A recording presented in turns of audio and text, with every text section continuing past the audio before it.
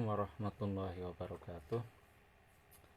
Alhamdulillahirabbil alamin wa bihi nasta'inu ala umurid dunya waddin. Assalatu wassalamu ala asyrafil anbiya'i wal mursalin sayyidina Muhammadin wa ala alihi wa sahbihi ajmain. Amma ba'du. Hari ini kita akan melanjutkan pembahasan kitab Al-Ahkam As-Sultaniyah karya Imam Mawardi, khususnya yang terkait dengan pembahasan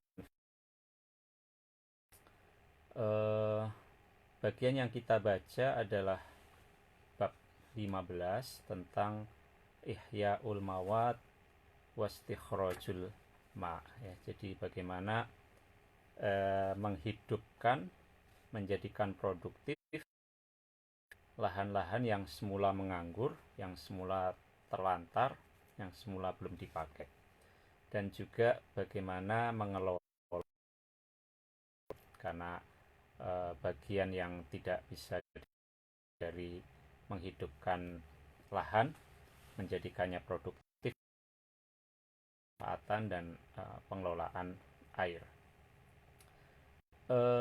Sebelum kita mulai, marilah kita mengirim Al-Fatihah kepada Nabi kita dan juga kepada pengarang ini. Semoga dengan bacaan itu kita bisa memperoleh manfaat dari kitab yang kita baca ini.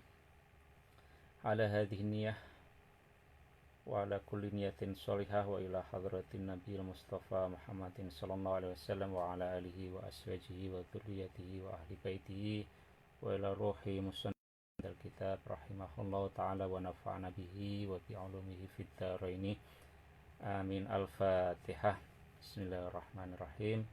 Alhamdulillahirabbil alamin arrahmanir rahim maliki yaumiddin iyyaka na'budu wa iyyaka nasta'in ihdinas siratal mustaqim siratal ladzina an'amta 'alaihim ghairil maghdubi 'alaihim waladdallin amin. Pada pertemuan sebelumnya kita sudah membicarakan mengenai dua kategori tanah, ya. Dua kategori tanah yang sudah produktif atau yang sudah dihidupkan dari statusnya sebagai lahan menganggur, yaitu tanah al-ushr dan tanah al-kharaj, ya.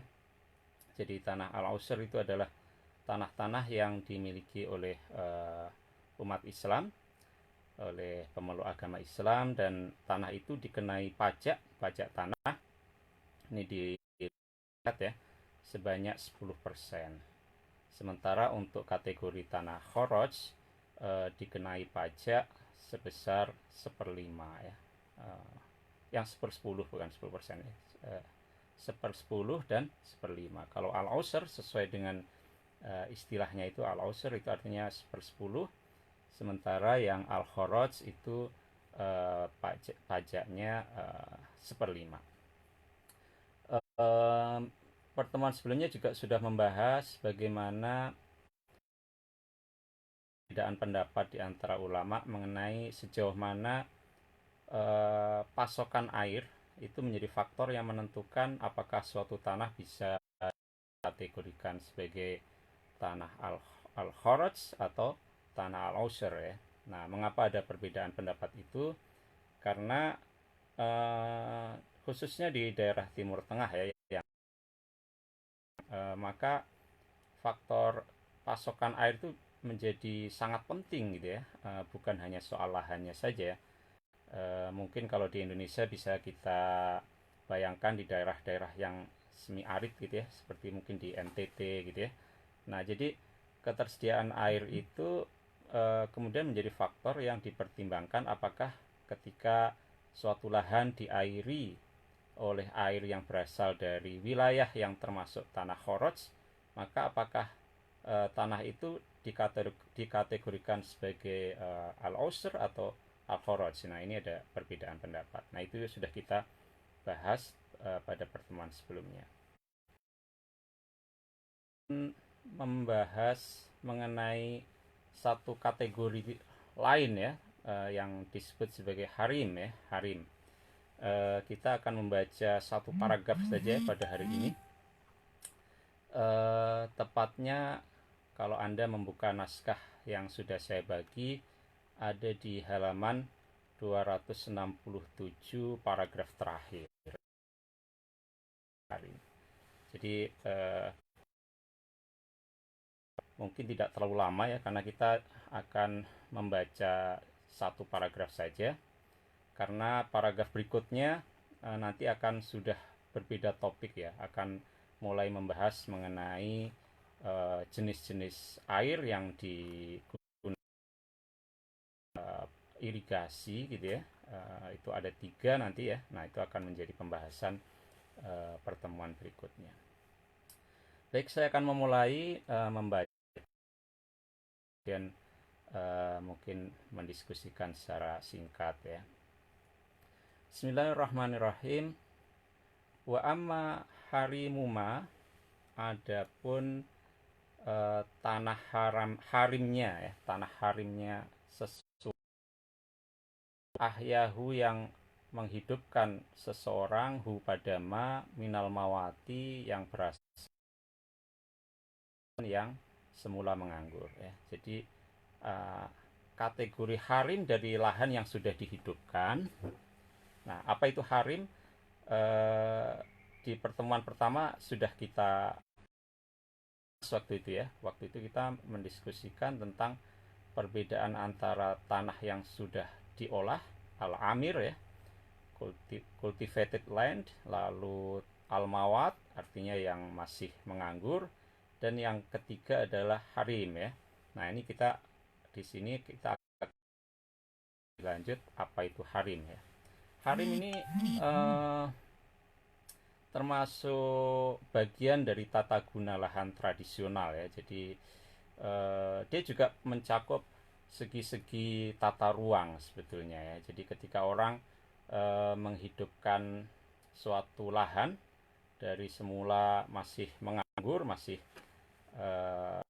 lahan tidur ya, lahan datar, entah semula merupakan hutan atau semak belukar yang pasti tidak digunakan gitu ya, atau sudah pernah digunakan tapi lalu ditinggalkan dalam waktu yang cukup lama, maka dia juga termasuk. Lahan itu dibuka dan kemudian dimanfaatkan sesuai dengan tujuannya, entah untuk lahan pertanian atau bisa juga almawat itu dibuka untuk pemukiman ya, maka akan ada space, ada satu ruang gitu ya, yang harus disisihkan ya, yang itu ditujukan untuk terpenuhinya fungsi-fungsi ruang yang lain ya, misalnya untuk jalan, untuk ruang terbuka dan segala macam. Nah, itulah yang disebut sebagai harim ya. Jadi itu bagian dari penataan ruang ya, yang di dalamnya juga mencakup tata gunanya ya, tata gunanya. Jadi wa imma harimu ma'ahya'u minal mawat, adapun kategori harim dari apa yang sudah dihidupkan dari lahan tidur, lahan yang menganggur, lisukna baik untuk pemukiman, auzarin atau untuk pertanian, bahwa maka harim itu inda Syafi'i, menurut Imam Syafi'i, itu mu'tabarun, diperhitungkan, bima, dengan sesuatu, latas tagni anhu, yang sangat pada harim tadi atau pada ma ya, kalau yang dekat ini, tilkal ardu, lahan yang sudah dihidupkan tadi. Jadi harim ini diperhitungkan dari segala kebutuhan yang memang diperlukan supaya lahan yang dibuka tadi bisa difungsikan secara optimal ya. Kalau lahan itu digunakan untuk pertanian, pasti dia butuh kawasan-kawasan yang dipertahankan untuk fungsi lindung gitu ya. Kalau dia digunakan untuk pemukiman, pasti dia butuh jalan gitu ya, untuk lalu lalang, untuk lalu lintas transportasi. Itu juga di wilayah pertanian pasti juga butuh jalan, ya jalan produksi ya, untuk mengangkut hasil bumi yang dihasilkan di situ. Mintorikiha ya, misalkan apa saja yang sangat dibutuhkan oleh lahan yang sudah dibuka tadi. Mintorikiha seperti jalanannya gitu ya, jalan-jalan yang harus disediakan di lahan yang sudah dibuka itu. Wafinaiha dan halamannya ya, kalau itu berupa pemukiman ya pasti disediakan halaman ya, halaman gitu. Kalau tidak pasti kebutuhan sosial ekonomi ya, untuk lalu lintas orang, lalu lintas logistik, bahkan juga kebutuhan tidak ada jarak gitu ya, tentu berjubel dan segala macam, pasti itu akan berbahaya sekali untuk kesehatan. Tidak ada udara segar yang bisa keluar masuk, tidak ada sinar matahari yang uh, apa menyinari. Wa majari ma'iha dan jalur-jalur irigasi airnya ya, jalur-jalur lintasan lewatnya air air dari al hidupkan tadi dari kondisi menganggur. Ini kalau untuk pertanian ya. Wa maghidhiha dan kanal-kanal, kawan saluran irigasinya, sampai mungkin saluran irigasi tersiernya ya, kan pasti dibutuhkan kayak gitu ya. Nah, jadi eh, kebutuhan-kebutuhan ruang semacam inilah yang harus dipenuhi, disebut dengan kategori harim ya, harim. Eh, ini yang disebut sebagai harim. Waqala Abu Hanifah, dan berpendapat Imam Abu Hanifah, harimu al-ardhis, lahan pertanian, ma ba'uda itu menjangkau lokasi yang uh, terjauh minha dari lahan pertanian itu. Jadi kalau ada lahan pertanian, maka lokasi yang paling jauh, walam yablughu ma'uha, dan yang tidak mencapai pada lokasi itu air air yang digunakan untuk lahan pertanian tadi. Jadi mungkin itu artinya dia sampai ke upstreamnya, sampai ke wilayah hulu tangkapan airnya. uh, yang disebut sebagai harim ya, itu menurut Abu Hanifah sampai ke lokasi terjauh di mana airnya sudah tidak mencapai di situ karena dia sudah di ketinggian, tetapi sebetulnya justru disitulah wilayah tangkapan airnya ya, wilayah di mana air itu ditampung di situ, karena di situ menjadi fungsi lubang dan kemudian menjadi sumber air ya, mata air yang kemudian sangat dibutuhkan untuk lahan pertanian itu sendiri. Jadi harim itu seperti itu. Dan karena itu harim itu harus dijaga. Dia kemudian berada di luar kategori, kelihatannya dia tidak dimanfaatkan, tidak diolah, tetapi karena dia berkaitan fungsinya dengan lahan pertanian yang sudah dibuka tadi, maka dia menurut Imam Abu Hanifah kategorinya adalah tidak boleh dibuka, dengan alasan loh ini ardul mawat ya, karena kalau itu dibuka pasti dia akan merugikan lahan-lahan yang ada di bawahnya ya. Fungsi konservasinya jadi terganggu ya, hidrologinya, sistem hidrologinya jadi rusak gitu ya. Waqala Abu Yusuf, dan berkata Abu Yusuf, harimuha, adapun harimnya lahan pertanian itu, ma itu lokasi atau tempat gitu ya, intaha ilahi yang tidak mencapai ke tempat tadi, sautul munadi suara orang yang berteriak gitu ya, yang berseru keras gitu ya, min hududiha dari ujungnya tanah, kalau tanah pertaniannya itu paling ujungnya, lalu kita berteriak, maka ketika suaranya itu sudah tidak terdengar, maka disitulah batasnya si harimnya itu sampai di situ ya.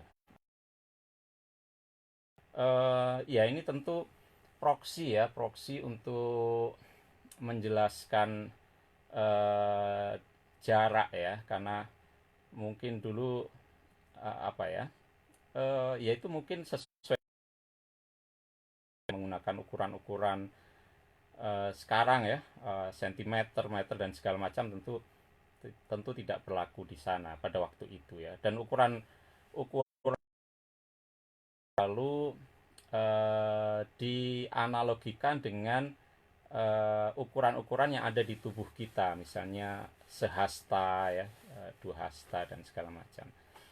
Nah, jadi ini proksinya seperti itu. Tapi ini juga menggambarkan bahwa lahan pertanian itu akan sangat bergantung kepada fungsi tata ruang yang mendukungnya ya. Jadi apa fungsi konservasi di sekelilingnya ya, dan seterusnya. Nah, itu sebabnya harim juga harus dijaga.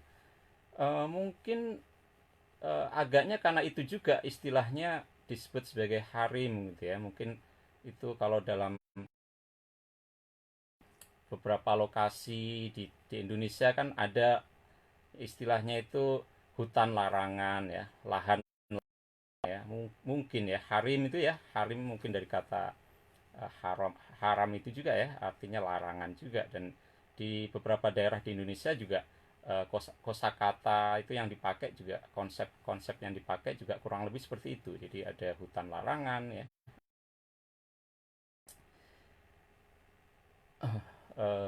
Ya itu menjelaskan mengenai jangkauan harim itu seperti apa kalau konteksnya lahan pertanian. Nah, walau karena ini komentarnya si pengarang ya, komentarnya Imam Mawardi terhadap dua pendapat ini, yaitu Abu Hanifah dan muridnya Abu Yusuf.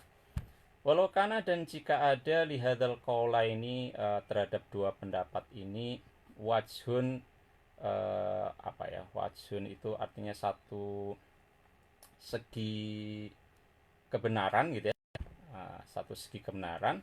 Artinya kalau memang pendapat ini apa mengandung segi kebenaran, sebetulnya agak problematik juga ya, kata si ya. Karena lamat tasolat, karena niscaya tidak akan saling bersambung ya, imarotani, dua lokasi lahan pertanian ya, kalau anggapannya apa harim itu dengan jarak dia sudah tidak dicapai air gitu ya, atau dengan jarak eh, apa dengan jarak yang suara tidak terdengar kan begitu. Abu Yusuf itu ya berpendapat. Nah, tetapi ini agak problematik kata si Mawardi, karena kalau memang benar demikian maka lahan pertanian itu pasti karena diantaranya ada harim-harim itu kan, seperti itu ya. Wala tala sokot, dan niscaya tidak akan berdampingan daroni dua rumah, karena kalau antara satu rumah dengan rumah yang lain itu ya, kalau itu dibuka ihya ulmawatnya untuk pemukiman itu eh, apa proksinya adalah tidak saling mendengar ya satu sama lain, suaranya tidak terdengar begitu, berarti jaraknya cukup jauh dan antara satu rumah dengan rumah itu pasti tidak bisa berdampingan gitu ya. Nah, mungkin memang ini harus ditafsirkan bahwa pengertian Abu Yusuf dan Abu Hanifah ini bukan berarti apa jarak yang sifatnya horizontal antar lahan pertanian itu, tetapi satu pertanian itu harimnya menjangkau sampai wilayah hulu, wilayah tangkapan air, yang kalau itu orang bersuara keras tidak akan bisa didengar dari wilayah itu. Jadi mungkin pengertiannya harus ditafsir bukan harim yang kemudian membatasi dari satu pertanian dengan lahan pertanian yang lain. Karena kalau dipahami demikian maka ini tadi komentarnya si Imam Mawardi, ada problem di situ. Kalau dipahami begitu, niscaya antara satu lokasi, satu lahan pertanian ya, satu plot gitu ya, dengan plot lain akan terpisah-pisah, terfragmentasi gitu ya. Itu juga kalau dipahami begitu dalam konteks, maka jarak antar rumah jadi sangat sangat jauh sekali.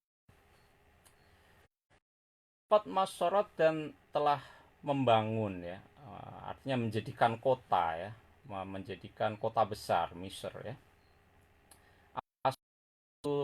Para sahabat radhiyallahu anhum, semoga Allah memberi ridho kepada mereka, meridhoi mereka.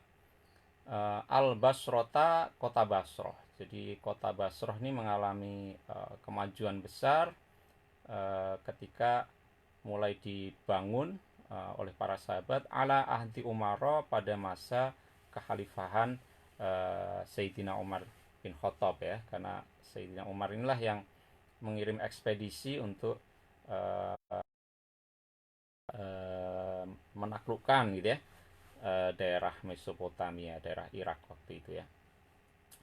Waja'aluha, nah ini contoh bagaimana harim itu punya dimensi tata ruang tidak semata-mata dalam konteks tata guna lahan untuk konservasi, tetapi juga kaitannya tata ruang dengan penataan kota ya.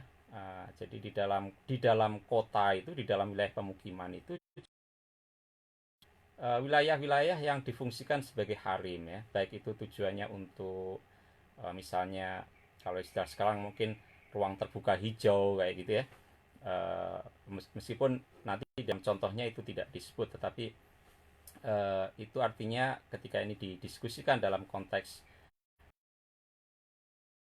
harim itu juga mencakup penataan ruang di dalam kota itu sendiri, bukan semata-mata konservasi dalam konteks pertanian.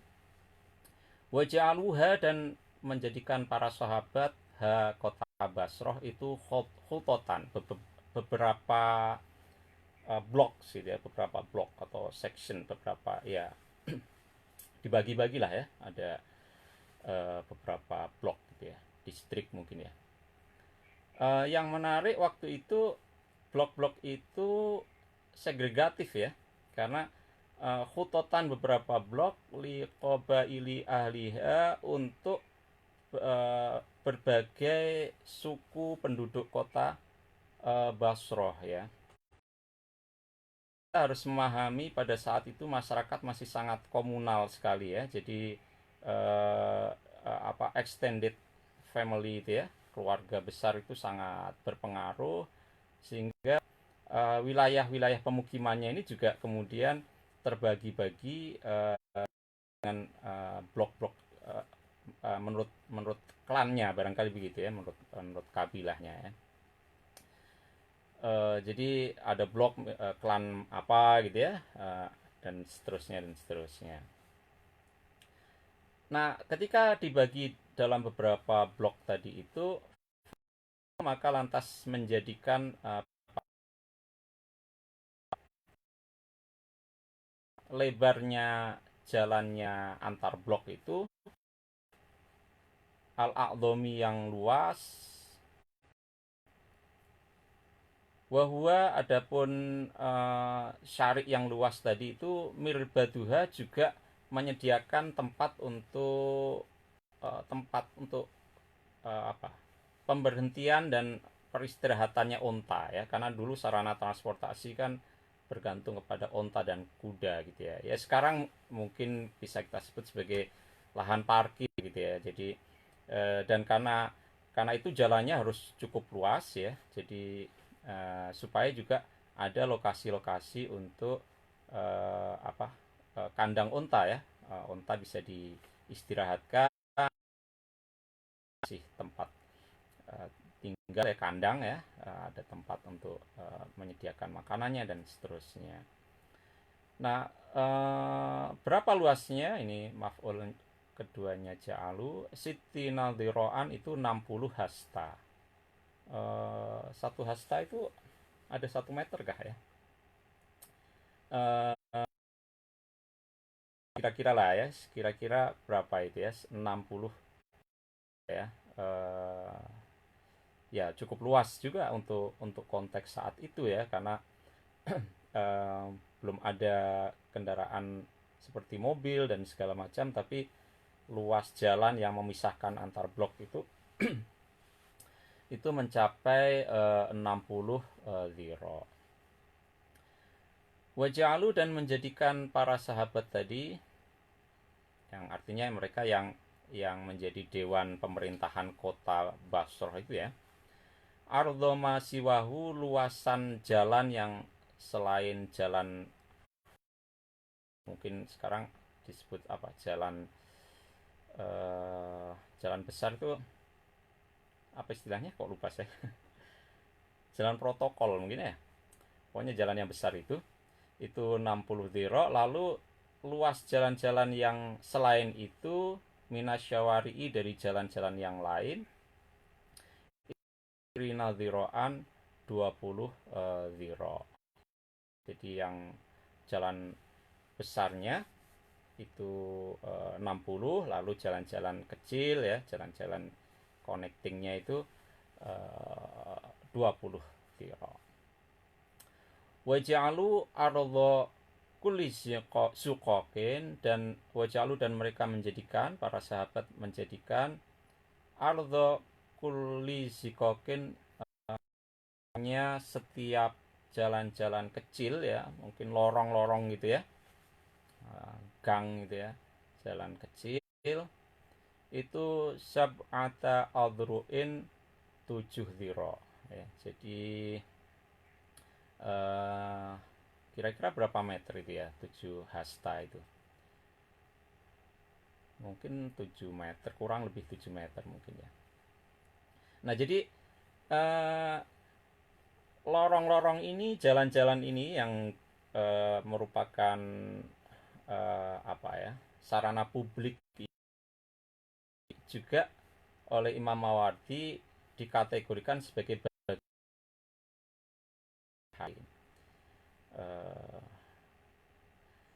Kemudian juga Imam Mawardi menjelaskan lagi, waja'alu, dan menjadikan para sahabat, wasato kulli khutotin, di tengah-tengah setiap distrik tadi itu. Jadi kan tadi setiap bloknya itu ya, setiap bloknya itu kan dibagi-bagi, dan itu diperuntukkan untuk tiap kabilah yang berbeda-beda ya, tiap marga atau klan gitu ya, yang berbeda-beda.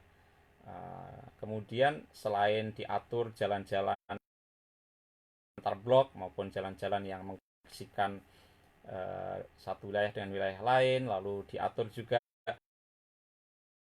kecil yang lorong. Selain itu juga di setiap blok harus dialokasikan ruang yang terbuka ya. Wasato kulli khuttatin, pada setiap blok itu, rohbatan, satu area fasihatan yang cukup luas dengan multifungsi ini sebetulnya ya. Jadi ada satu area yang cukup luas, ruang terbuka gitu, dimana di situ misalnya di sini disebut limaro beauty khoilihim, untuk apa itu, mengikat kuda mereka ya, artinya menambatkan kuda mereka. Ada satu lokasi di mana itu digunakan untuk tempat parkirnya kuda, kurang lebih begitu ya. Lalu wakuburi mauta lain yang cukup luas itu tempat pemakaman ya, wakuburi mautahum, dan untuk mengubur orang-orang yang meninggal gitu ya. Watala soku, dan menempelkan segala hal filmanazili, di wilayah perumahan ya. Ini mungkin istilahnya generik ya, tapi mungkin di situ mencakup misalnya ada kawasan perbelanjaan gitu ya, ada yang itu fungsinya di setiap wilayah pemukiman ya. Mungkin ada fungsi-fungsi yang lain lah yang di sini tidak dielaborasi, tetapi space untuk itu harus disediakan, dan ini juga termasuk dalam kategori harim. Ya ini contoh-contoh ya yang disampaikan oleh Imam Mawardi. Jadi dia menjelaskan harim yang eh, harus disediakan dalam konteks pertanian. Kemudian dia menyebutkan pendapat tiga imam ya, Imam Syafi'i, lalu Imam Abu Hanifah, dan kemudian juga muridnya Imam Abu Hanifah, Abu Yusuf, lalu kemudian Imam memberi komentar atas pendapat-pendapat tadi. Kemudian mulai masuk ke isu tata ruang di perkotaan, di wilayah pemukiman. Dia menjelaskan Basroh sebagai contoh ya, uh, contoh yang cukup maju ya, karena itu kota yang boleh dibilang kota besar ya, yang dibangun oleh para sahabat dan jauh lebih besar dari pusat peradaban Islam di Madinah ya. Jadi makanya ini dijadikan contoh oleh Imam Mawardi. Terus ada ilustrasi-ilustrasi bagaimana tata ruang di wilayah perkotaan itu. Uh, nah ini kalimat penutup sebetulnya. Walam yaf'alu, dan para sahabat itu tidak akan berbuat begitu, tidak berbuat begitu, artinya melakukan penataan yang semacam tadi ya, yang kemudian itu semuanya di diklasifikasikan sebagai walam yaf'alu dzalika, dan para sahabat tidak berbuat seperti kecuali pasti ya, karena ada pendapat ittafaku yang mereka bersepakat alaihi atas rokyun tadi ya. Jadi pasti semuanya ini sudah ada konsensus kenapa ada penataan yang kenapa harim itu harus disediakan baik dalam konteks pertanian maupun dalam konteks tata ruang kota. Wanasun, dan juga kecuali karena ada ada dasar hukum syar'i gitu ya, layak juzu yang tidak boleh khilafuhu menentang atau mengambil jalan lain yang berbeda dari bunyi nas tadi itu. Nah, apa bunyi nas itu? Ini ya hadis yang disampaikan di ujung paragraf ini. Waqat rawa, dan meriwayatkan Bashir bin Ka'ab an Abi Hurairah, dari Abu Hurairah, anna Rasulullahi, sesungguhnya Rasul idza tadaro'a, apabila saling berselisih, saling berbantahan, al qaumu, suatu kaum, fi torikin, mengenai jalan ya, fal yaj'al, maka hendak menjadikan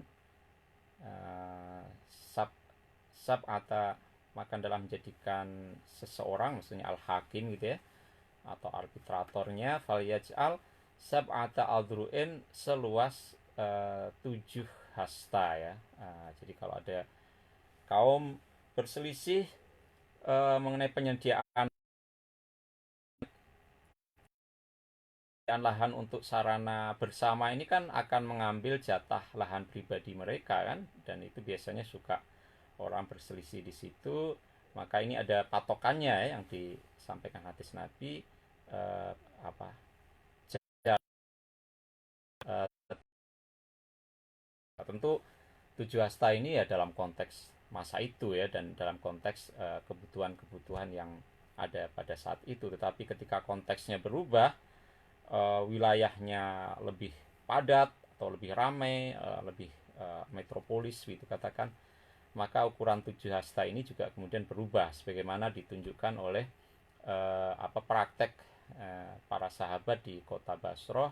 Mereka kemudian membedakan jalan itu ada beberapa kategori, ada jalan besar syari a'zam ya, mungkin jalan protokol begitu, lalu ada jalan-jalan yang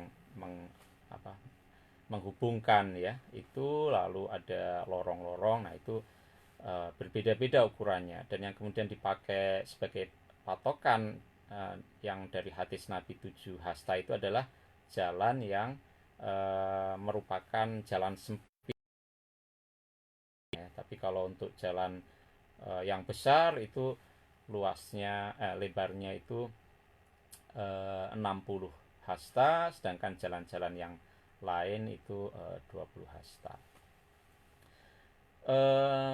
Ya, kita sudah berakhir dengan paragraf ini.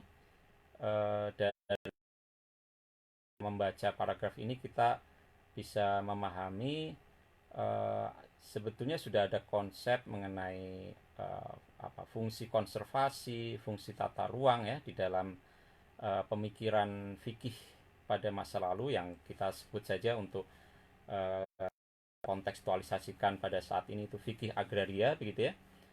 Dan ini tercermin di dalam paragraf singkat yang kita baca pada pagi ini. Kurang lebihnya mohon maaf. Insya Allah besok kita bertemu lagi untuk membahas mengenai pembagian air. Saya akhiri, wallahul muwaffiq ila aqwamit thoriq. Wassalamualaikum warahmatullahi wabarakatuh.